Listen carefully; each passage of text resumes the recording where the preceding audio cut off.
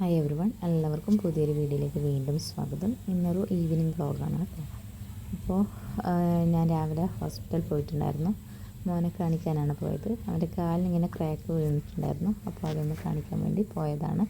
വരുമ്പോൾ കുറച്ച് ലേറ്റായി, ഉച്ചയൊക്കെ കഴിഞ്ഞു. അപ്പോൾ വരുമ്പോൾ കുറച്ച് സാധനമൊക്കെ വാങ്ങിയിട്ടുണ്ടായിരുന്നു. അപ്പോൾ ഞാൻ ഇത്രയും ദിവസം ഇത്താത്താൻ്റെ വീട്ടിലായതുകൊണ്ട് സാധനമൊക്കെ കമ്മിയായിരുന്നു. കുറച്ച് സാധനമൊക്കെ വാങ്ങി വന്നു. അപ്പോൾ വരുമ്പം തന്നെ നല്ല വിശപ്പുണ്ടായിരുന്നു കേട്ടോ. വന്നപാടെ ഞങ്ങൾ ചോറൊക്കെ കഴിച്ചു. ചോറൊക്കെ ആക്കിയിട്ടായിരുന്നു പോയത്. ചോറും കറിയൊക്കെ ഉണ്ടായിരുന്നു. പിന്നെ ഈവനിങ് ആയപ്പോൾ ഒരു ചായ കുടിക്കാൻ തോന്നി. നമ്മൾ രാവിലെയും വൈകുന്നേരവും ചായ കുടിക്കുന്ന ആൾക്കാരാണ് കേട്ടോ. അപ്പോൾ മക്കൾക്ക് ചായ കൊടുക്കാറില്ല. അവർക്ക് ഒരു അര ഗ്ലാസ് പാലും വെള്ളം അങ്ങനെയാണ് അവർക്ക് കൊടുക്കാറുള്ളത്. അവർക്കുള്ള ചായ വെക്കും. അതിൽ നിന്ന് പകുതി തിളച്ച് കഴിഞ്ഞാൽ പകുതി അവർക്കുള്ളത് മാറ്റി അങ്ങ് വെച്ചിട്ട് ബാക്കി ഉള്ള പാലിൽ നമ്മൾ എന്ത് ചെയ്യും, ചായപ്പൊടി ഇട്ട് തിളപ്പിക്കലാണ് പതിവ്. അപ്പോൾ നമുക്കധികം സ്ട്രോങ് ചായ ഒന്നും വേണ്ട, ഒരു മീഡിയം സ്ട്രോങ് ഉള്ള ചായയാണ് നമ്മൾ കുടിക്കാറുള്ളത് കേട്ടോ.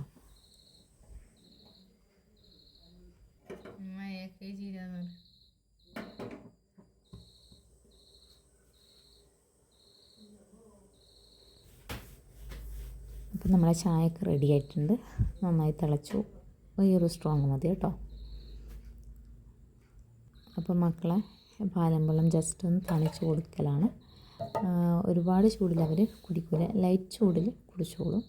പിന്നെ ഒരുപാട് ഒരു ഗ്ലാസ് മുഴുവൻ ഒരു ഗ്ലാസ്സൊക്കെ കൊടുത്താൽ കുടിക്കില്ല. അതുകൊണ്ടാണ് ഈ ഒരു ഹാഫ് ഗ്ലാസ് അല്ലെങ്കിൽ ഹാഫ് കപ്പ് കൊടുക്കുന്നത്. അതാകുമ്പോൾ അത് മുഴുവൻ കുടിച്ചോളൂ. കുറച്ചായാലും അവർ കുടിക്കുമ്പോൾ ഒരു സന്തോഷം. കട്ടൻ ചായ പിന്നെ തീരെ കൊടുക്കാറില്ല. ഇങ്ങനെ കഫക്കെട്ടോ അങ്ങനെ എന്തെങ്കിലും വരുമ്പോൾ കാപ്പിയോ അല്ലെങ്കിൽ ലൈറ്റ് കട്ടൻ ചായയോ മാത്രമാണ് കൊടുക്കാറുള്ളത്. ഇവരെ തൊട്ട് ഇവർക്ക് കട്ടൻ ചായ കൊടുക്കാൻ വിടില്ല കേട്ടോ. അത് ഉമ്മയായാലും ബാപ്പയായാലും ഭയങ്കര സ്ട്രിക്റ്റാണ്. കട്ടൻ ചായ കൊടുക്കാൻ അനുവദിക്കുകയില്ല. കുട്ടികൾക്ക് കട്ടൻ ചായ കൊടുക്കരുതെന്ന് തന്നെ പറയും. പാലും വെള്ളമോ അല്ലെങ്കിൽ ഹോർലിക്സോ ബൂസ്റ്റോ അങ്ങനെ എന്തെങ്കിലും കൊടുക്കലാണ് പതിവ്. അപ്പോൾ നമ്മൾ ചായ റെഡി ആയിട്ടുണ്ട്. കണ്ടില്ലേ, ഈ ഒരു കടുപ്പ് എനിക്ക് വേണ്ടു. ഇപ്പോൾ ഉമ്മ ചായ കുടിച്ചിട്ടാണ് വന്നതെന്ന് പറഞ്ഞു. അതുകൊണ്ട് ഞാൻ ചായ കുടിക്കാണ് കേട്ടോ. അപ്പോൾ നമ്മൾ ഇരുത്തി പോയപ്പോൾ ഇങ്ങനെ ഷൈമിന് നല്ല ദേഷ്യം വെച്ചിട്ടുണ്ടായിരുന്നു കേട്ടോ. കാരണം എപ്പോൾ പോയപ്പോൾ ഞാൻ ആവശ്യപ്പെട്ട സാധനം എടുത്തോന്ന് പറഞ്ഞു. പക്ഷേങ്കിൽ ഓൻ കേട്ടത് എടുക്കേണ്ടതെന്നാണ്. അപ്പോൾ ഓൻ എന്ത് ചെയ്തു, ഓനെടുത്ത സാധനം തിരിച്ചു കൊണ്ടുവച്ചു. അപ്പോൾ ഉമ്മ അങ്ങനെ പറഞ്ഞു എന്ന് പറഞ്ഞിട്ട് ഓന് എന്താ പറയണ്ടേ, ദേഷ്യത്തിലായിരുന്നു കേട്ടോ. അപ്പോൾ ഞാൻ അവനോട് വേറെ എന്തെങ്കിലും തിന്നാൻ വേണമെന്ന് ചോദിച്ചപ്പോൾ ഒന്നും അവന് വേണ്ടെന്ന് പറഞ്ഞു. എന്നോടുള്ള ദേഷ്യത്തിലാണ് അവൻ വേണ്ടെന്ന് പറഞ്ഞാൽ എനിക്കറിയാം. അതുകൊണ്ട് ഞാൻ എന്താക്കി, കടയിൽ നിന്ന് ഇങ്ങനെ ഒരു ബ്രെഡ് പോക്കറ്റ് വാങ്ങിയിട്ടുണ്ടായിരുന്നു കേട്ടോ.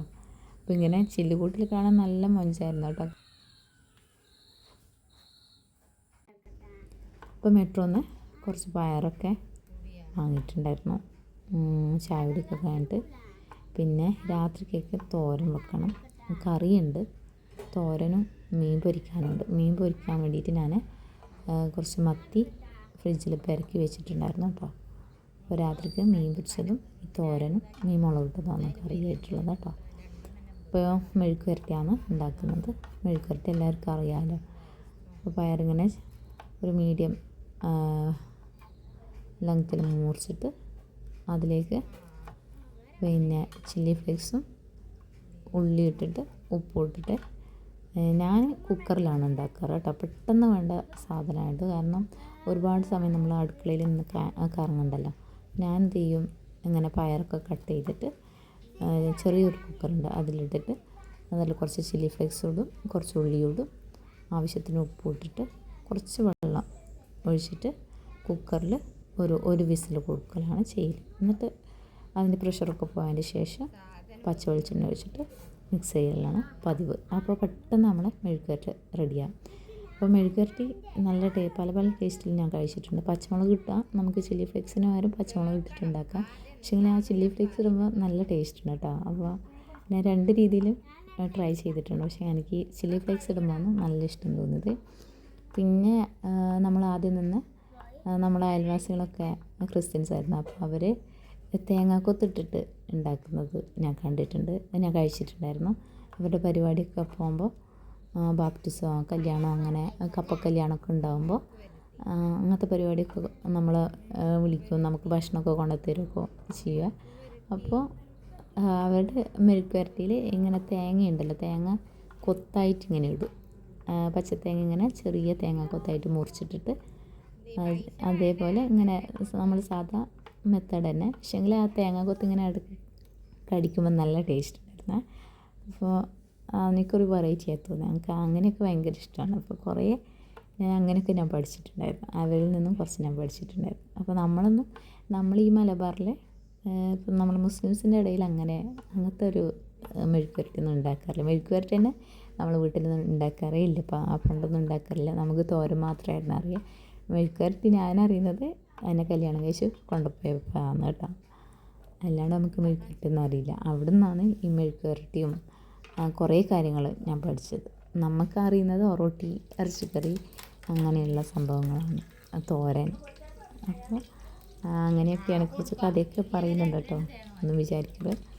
അപ്പോൾ മെഴുക്ക് പുരട്ടി അങ്ങനെ റെഡി ആയിട്ടുണ്ട്. ഇനി നമുക്ക് മീൻ പൊരിക്കാൻ പറ്റും. അപ്പോൾ ഫ്രൈ പാൻ അടുപ്പിൽ വെച്ചിട്ട് ഓൾറെഡി പെരക്കി വെച്ചതുകൊണ്ട് ഉപ്പും മുളകും മസാലയൊക്കെ നന്നായിട്ട് പിടിച്ചിട്ടുണ്ട്. അപ്പോൾ കുറച്ചധികം മീനുണ്ട്. ഇപ്പോൾ ഈ മത്തി ചാകരയാണല്ലോ, കണ്ണൂരൊക്കെ മത്തി ചാകരയായിരുന്നു. അപ്പോൾ നല്ല ടേസ്റ്റുള്ള മത്തിയാണ് കേട്ടോ. മത്തിയൊക്കെ കഴിക്കണം, കുട്ടികൾക്കൊക്കെ കൊടുക്കണം. കാരണം വലിയ മീനിലൊന്നൊന്നുമില്ല, ചെറിയ മീനിലൊക്കെയാണ് ഒമേഗ ഫാറ്റൊക്കെ അടങ്ങിയതാണ് ഈ കുഞ്ഞു മത്തിയൊക്കെ. അപ്പോൾ കുട്ടികൾക്കൊക്കെ കൊടുക്കണം കേട്ടോ. ചില കുട്ടികളൊന്നും തിന്നാത്തതായിട്ട് ഞാൻ കണ്ടിട്ടുണ്ട്. പക്ഷെ നമ്മളെ മക്കൾ അതിലൊക്കെ ഉഷാറാണ് കേട്ടോ. ഇറച്ചിയും മീനും ഒക്കെ അവർ നന്നായിട്ട് കഴിച്ചോളും. അങ്ങനെ ഇന്ന വേണമെന്നുള്ള കണക്കൊന്നും ഇല്ല, കാരണം അവരങ്ങനെയാണ് നമ്മൾ വളർത്തിയത്, അതുകൊണ്ടായിരിക്കാം. കറിയിലതും കൊടുക്കും, പൊരിച്ചതും കൊടുക്കും. പൊരിച്ചത് തന്നെ വേണമെന്ന് വാശിയൊന്നുമില്ല കേട്ടോ. കറിയിലാണ് ഏറ്റവും നമ്മൾ കഴിക്കേണ്ടത്, നമ്മൾ കുട്ടികൾക്കായാലും കൊടുക്കേണ്ടത് കറിയിലെ പീസസ് തന്നെയാണ് കേട്ടോ, മീനൊക്കെ. അപ്പോൾ ഒരുപാട് ഓയിലിട്ട് ഇങ്ങനെ ഫ്രൈ ചെയ്യുമ്പോൾ ഓയിലി ഫുഡൊക്കെ നമ്മൾ അവോയ്ഡ് ചെയ്യുന്നത് തന്നെയാണ് നല്ലത്. എങ്കിലും വല്ലപ്പോഴും ഇങ്ങനെ പൊരിച്ച് കൊടുക്കും. ഞാനധികവും കറി വെക്കലാണ് ചെയ്യാറ്. മത്തി മാത്രം ഞാൻ ഇങ്ങനെ പൊരിക്കും, അല്ലാണ്ട് അയിലയൊക്കെ ഞാൻ അധികം ചാറ് വെക്കും, അല്ലെങ്കിൽ മീൻ മുളകിടും, അങ്ങനെയൊക്കെയാണ് ചെയ്യാറുള്ളത്. അതുപോലെ മീൻ മുളകിടുന്നുണ്ടെങ്കിൽ ഞാൻ പൊരിക്കൂല കേട്ടോ. പച്ചക്കറി കറി വെക്കുന്ന ദിവസം ഞാൻ എന്ത് ചെയ്യും, മീൻ പൊരിക്കും, ഒരു തോരനും, അങ്ങനെയൊക്കെയാണ് നമ്മളെ ഒരു രീതി. അപ്പോൾ മീൻ മുളകിട്ടുണ്ടെങ്കിൽ ഒരു തോരൻ, അത്രയൊക്കെയാണ് നമ്മൾ ഉണ്ടാക്കാറുള്ളത്. ഒരുപാട് ഇങ്ങനെ നമ്മൾ മീൻകാരൻ കുറച്ചധികം ഇട്ട് തരും കേട്ടോ. അപ്പോൾ ചില ദിവസം ഇങ്ങനെ 2 എണ്ണം പൊരിച്ച് കൊടുക്കും. നമ്മളെന്നും കറിയിൽ കൊടുക്കുമ്പോൾ പാവം തോന്നില്ല. അപ്പോൾ മീൻ പൊരിച്ച് റെഡി ആയിട്ടുണ്ട്. അപ്പോഴത്തേക്ക് മഗ്‌രിബായി കേട്ടോ. നമ്മളെ കോലായിൽ നിന്ന് നല്ല വ്യൂ ആണ്, കുറച്ച് ഹൈറ്റിലുള്ള വീടായതുകൊണ്ട് നല്ല വ്യൂ ആണ് കോലായിൽ നിന്ന്. അപ്പോൾ നമ്മൾ മെഴുക്ക് പുരട്ടി ഒന്ന് തുറന്ന് നോക്കലാണ്. കണ്ടില്ലേ, നല്ല അടിപൊളിയായിട്ട് വന്നിട്ടുണ്ട്. പച്ച വെളിച്ചെണ്ണയൊക്കെ ഒഴിച്ചിട്ട് സെറ്റാണ്.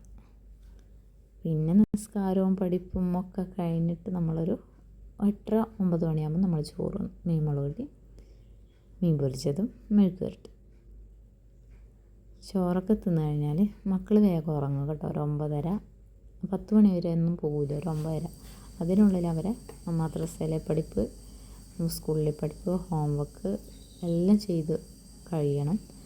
അപ്പോൾ മഗ്‌രിബിന് ശേഷം നിസ്കരിച്ച് കഴിഞ്ഞാൽ പിന്നെ അവരുടെ കൂടെ ഇരിക്കാനേ നേരം ഉണ്ടാവും, വേറൊന്നിനും നേരം ഉണ്ടാവില്ല കേട്ടോ.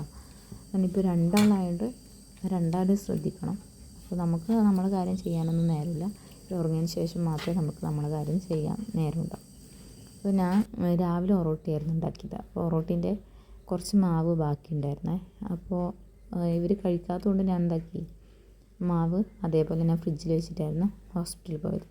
അപ്പോൾ കരുതി രാത്രിക്ക് കുറച്ച് അട ഉണ്ടാക്കിയിടാം, കൊഴുക്കട്ട പോലെ അട ഉണ്ടാക്കിയിടാമെന്ന് കരുതി. അപ്പോൾ കുറച്ച് അതിന് കൂടെ റൊട്ടിപ്പൊടി ഇട്ടിട്ട് മാവ് കുഴച്ച് വെച്ചിട്ടുണ്ടായിരുന്നു. പെട്ടെന്നൊന്ന് തേങ്ങാപ്പണ്ടും ഉണ്ടാക്കിയെടുത്തു.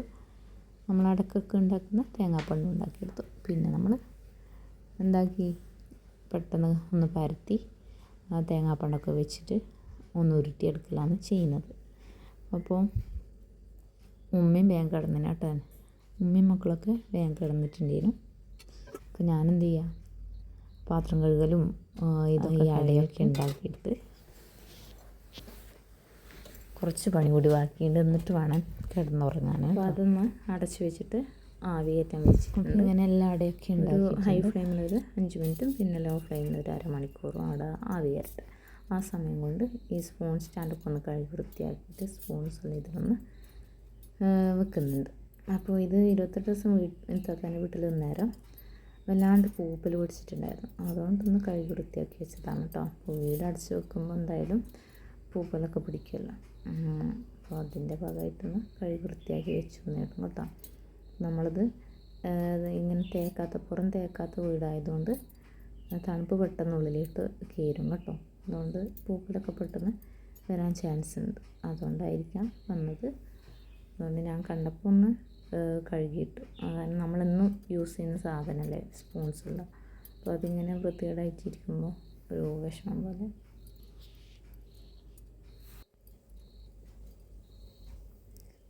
അപ്പോൾ അതൊക്കെ അവിടെ റെഡിയാക്കി വെച്ചു. പിന്നെ കുറച്ച് കുടംപുളി എടുത്ത് വെക്കാനുണ്ടായിരുന്നു. നമ്മൾ മീൻ കറിയിൽ കുടംപുളിയാണ് യൂസ് ചെയ്യാറ്, എല്ലാവർക്കും അറിയാമല്ലോ. പിന്നെ സാമ്പാറിൽ മാത്രമേ മറ്റേ വാളംപുളി യൂസ് ചെയ്യാറുള്ളൂ കേട്ടോ, അല്ലെങ്കിൽ ചമ്മന്തിയായിട്ടോ അരക്കുമ്പോൾ മാത്രമേ വാളംപുളി യൂസ് ചെയ്യാറുള്ളൂ. അപ്പോൾ കുടംപുളി കുറച്ച് വാങ്ങിയിട്ടുണ്ടായിരുന്നു, അതൊന്ന് അളവിലേക്ക് മാറ്റണം. അപ്പോൾ ഞാൻ ആദ്യം വാങ്ങിയത് നല്ല കുടംപുളിയായിരുന്നു കേട്ടോ. രണ്ടാമത് വാങ്ങിയത് എനിക്ക് അത്ര അങ്ങനെ പിടിച്ചിട്ടില്ല, കാരണം പിഞ്ച് കുടംപുളിയാണ് തോന്നുന്നു. കാരണം ഒരുപാട് ഇങ്ങനെ അടിയിൽ പൊടിഞ്ഞ് കിടക്കുന്നുണ്ടായിരുന്നു. നമ്മുടെ നാട്ടിലൊക്കെ, അപ്പോൾ എൻ്റെ ഭർത്താവിൻ്റെ വീട്ടിലൊക്കെ നല്ല അടിപൊളി പൊടി കിട്ടും കേട്ടോ. കാരണം അവർ അവിടെ ഒരു ക്രിസ്ത്യൻസാണ് കൂടുതൽ. അപ്പോൾ അവരുടെ വീട്ടിൽ ഈ പുളിമരമുണ്ടാകും. അപ്പോൾ നമ്മൾ വീട്ടിൽ നിന്നാണ് വാങ്ങൽ. അവരിങ്ങനെ പുകയത്തിട്ട് നന്നായിട്ട് ഉണക്കിയിട്ട് നമ്മൾ വീട്ടിൽ കൊണ്ടുതരും. അപ്പോൾ നമുക്ക് റേറ്റ് കുറഞ്ഞിട്ടും തരും കേട്ടോ. അപ്പോൾ നല്ല പുളിയായിരുന്നു. അപ്പോൾ നമ്മളിങ്ങോട്ട് മാറിയേരം ഇവിടെ അങ്ങനെ കുടംപുളി ഉപയോഗിക്കുന്നവർ കുറവാണ്. അപ്പോൾ നമ്മളിങ്ങനെ ടൗണിലൊക്കെ പോകുമ്പോൾ വാങ്ങലാണ്. പ്രാവശ്യം വാങ്ങി ഈ പുളിയിൽ ഇത്രയും പൊടികളാണ്. ഇതിപ്പം വെള്ളത്തിലിട്ടിട്ട് പുളിയാക്കി എടുത്തിട്ട് കറിയിൽ ആ വെള്ളം മാത്രം ഒഴിക്കാനേ നമുക്ക് പറ്റൂ. പുളിയായിട്ടിടാൻ നമുക്ക് പറ്റില്ല, കാരണം ഒരുപാട് കരടൊക്കെ ഉണ്ട്. പള്ളിയിലേക്ക് 2 തേങ്ങ കൊടുത്തു വിടേണ്ടതായിട്ടുണ്ട്. അപ്പോൾ അതിന് വേണ്ടിയിട്ട് ഇപ്പം തന്നെ ഉരിച്ച് വെക്കുകയാണ്. അപ്പോൾ രാവിലെ മോൻ്റെ കയ്യിൽ കൊടുത്തു വിടാൻ വേണ്ടിയിട്ടാണ് കേട്ടോ. എന്നാൽ പിന്നെ പകുതി പണി നമുക്ക് രാത്രി തന്നെ ഒരുങ്ങിയല്ലോ. അപ്പോൾ തേങ്ങ ഉരിയൊക്കെ കഴിഞ്ഞിട്ടുണ്ട്. പിന്നെ അതിൻ്റെ മടലൊക്കെ ഒന്ന് എടുത്ത് മാറ്റി വെക്കണം. പിന്നെ അവിടെ ഒന്ന് ക്ലീൻ ചെയ്യണം. പാരയൊക്കെ ഒന്ന് സൈഡിലോട്ട് ഒതുക്കി വെക്കണം. അപ്പോൾ പാരി ഉള്ളതുകൊണ്ട് ഒരുപാട് എളുപ്പമാണ് കേട്ടോ. അല്ലെങ്കിൽ വാക്കത്തി കൊണ്ട് കൊത്തിപ്പൊളിക്കണം. അതെന്ന് പറയുന്നത് ഒരു ടാസ്ക്കാണ് കേട്ടോ. കൈയൊക്കെ പൊക്കിളിയാവും. അപ്പോൾ ഈ ഒരു പാരി ഉള്ളതുകൊണ്ട് നമുക്കതൊക്കെ വളരെ ഉപകാരമാണ് അല്ലേ. പാരിയിൽ നിന്ന് പെട്ടെന്ന് നമുക്ക് പൊളിക്കാൻ പറ്റും കേട്ടോ. അതെനിക്ക് വളരെ ഈസി ആയിട്ട് തോന്നാറുണ്ട്. പിന്നെ അവിടെയൊന്ന് ക്ലീൻ ചെയ്തിട്ടു. അപ്പോൾ മഴയായതുകൊണ്ട് തുണിയൊക്കെ ഇങ്ങനെ ആറിയിട്ടിട്ടാണുള്ളത്. 2-3 ദിവസമായിട്ട് നല്ല മഴയായിരുന്നു. ആ ഒരു സമയം കൊണ്ട് നമ്മൾ അടയൊക്കെ റെഡി ആയിട്ടുണ്ട്. അപ്പോൾ ഇനിയിപ്പം പ്രത്യേകിച്ച് പണിയൊന്നുമില്ല. ഇനി ഇതൊന്ന് ക്ലോസ് ചെയ്തിട്ട് രാവിലെ ഒന്ന് ചെറുതായിട്ടൊന്ന് ആവി കയറ്റും. എന്നിട്ടാണ് നമ്മൾ ചായക്ക് കൂടെ കഴിക്കുന്നത്. ഇനിയിപ്പം കിച്ചണൊക്കെ കൗണ്ടർ ടോപ്പൊക്കെ ഒന്ന് ജസ്റ്റ് ഒന്ന് തുടച്ചിട്ട് ഗ്യാസൊക്കെ ഒന്ന് തുടച്ച് വൃത്തിയാക്കിയിട്ട് ഡോറൊക്കെ ക്ലോസ് ചെയ്ത് കിടന്നുറങ്ങലാണ് സാധാരണയായിട്ടുള്ള രീതി കേട്ടോ. അപ്പോൾ ഇന്ന് കുറച്ച് ലേറ്റ് ആയിട്ടുണ്ട് അടയൊക്കെ ഉണ്ടാക്കാൻ നിന്നുകൊണ്ട്. സാധാരണ നമ്മൾ 10 മണിക്കുള്ളിൽ നമ്മൾ കിടക്കാറുണ്ട്. ഒരു 9:45 10 മണി ആവും നമ്മൾ കിടന്നുറങ്ങും കേട്ടോ. അപ്പോൾ നമ്മൾ കിച്ചണൊക്കെ ക്ലീൻ ആയിട്ടുണ്ട്. കിച്ചൺ ക്ലീൻ ആയാൽ തന്നെ നമുക്കൊരു സമാധാനം. വലിയ കിച്ചണൊന്നുമല്ല, സാധാ ഒരു വീട്ടിലെ കിച്ചണാണ് കേട്ടോ. എല്ലാവരും ഇപ്പം മോഡേൺ കിച്ചണൊന്നും ഉണ്ടായിട്ടില്ലല്ലോ. അപ്പോൾ ഉള്ളത് കൊണ്ട് അൽഹംദുലില്ലാ സന്തോഷം, സമാധാനം. അപ്പോൾ അടുത്ത വീഡിയോ കാണാം. Thank you.